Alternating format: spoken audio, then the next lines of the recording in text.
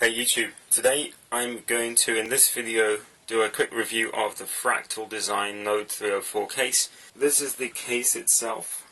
It is a very small mini M-Itx case and it has a very good build quality. So what I'm going to do first is just to give you a quick tour. On the front you have two USB ports, USB 3, headphone and microphone input, and a power button. There isn't a reset button on this case. There's a light here, and also underneath there's a little LED which also I think it's the hard drive indicator. There's an intake vent there. On this side there's another intake vent which coincides with the position of the graphics card. Let's take a look at the rear of the case. So here we have a 12cm fan. This is where the motherboard in and outputs go. Two expansion slots which are going to be used for a graphics card, and here's the power supply input. Let's take a look at the front. The front of the case just pulls off like this, and it's held in place with these 4 plastic clips. They seem quite resilient, so at first I was sort of worried about pulling off the front of the case, that the clips might break, but in fact I think they're quite strong, so that won't be an issue. You've got the leads going into the case from the ports, and here we have two small fans which have a filter in place on the front.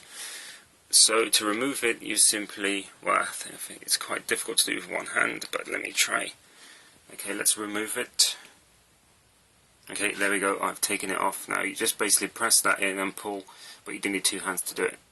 The filter comes off to reveal the fans on the inside there.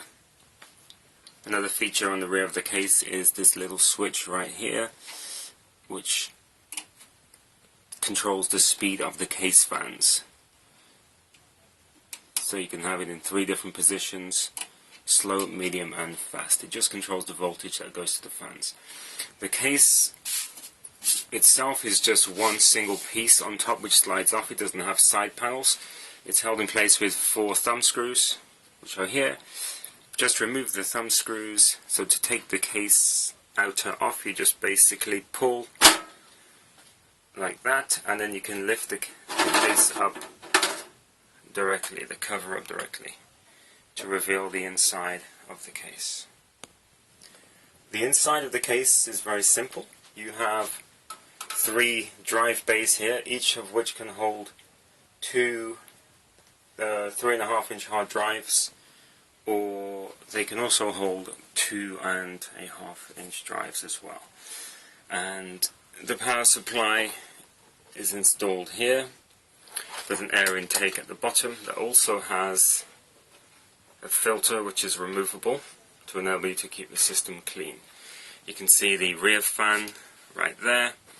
You've got the expansion ports here, and of course you have all the various leads and for the external ports and the header fan controls, etc. It also comes with a little accessory packet here which contains the standoff mounts, etc. for the motherboard.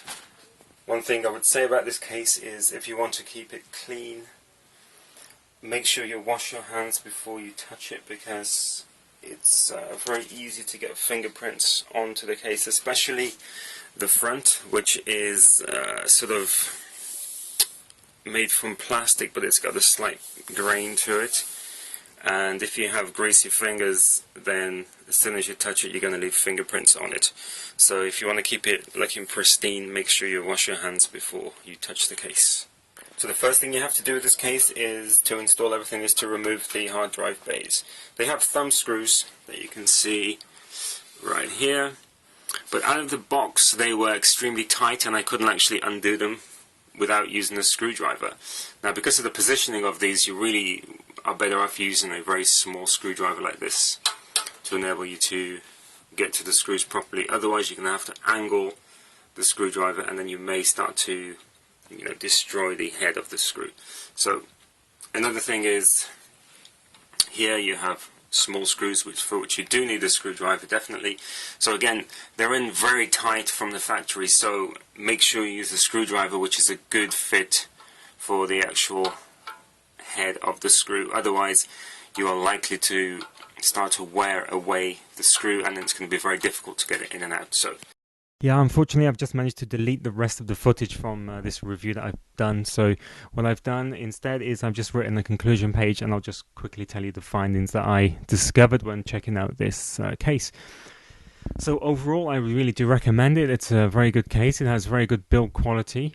I love the design. It's got a very smart sort of minimalistic look about it. Now, I really don't like those gaming type cases with all those fancy lights and those pieces of plastic stuck all over the front. So for me, the design really is great. I like the fan speed switch because if, like me, you want a computer which is as quiet as possible, you can turn the voltage down to 5 volts, the minimum setting, and that really does reduce the noise from the case fans, so that works well. The compact size of the case is good. It's very small. It's probably one of the smallest M-Itx cases you can get.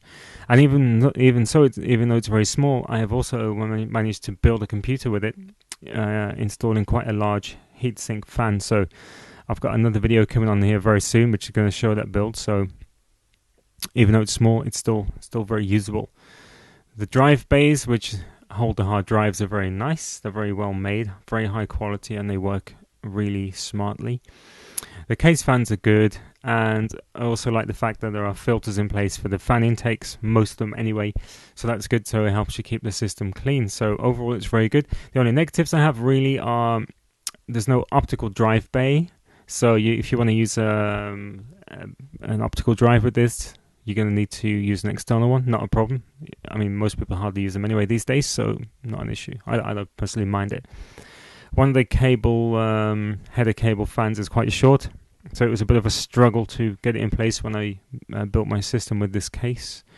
But otherwise, there's not really much else I can say that's on the negative side. As I mentioned in the review, the front panel does mark very easily with fingerprints, but it's not really too much of an issue. So other than that, it's a great case. If you're looking for a small M-Itx case that looks nice, then this is really one to go for.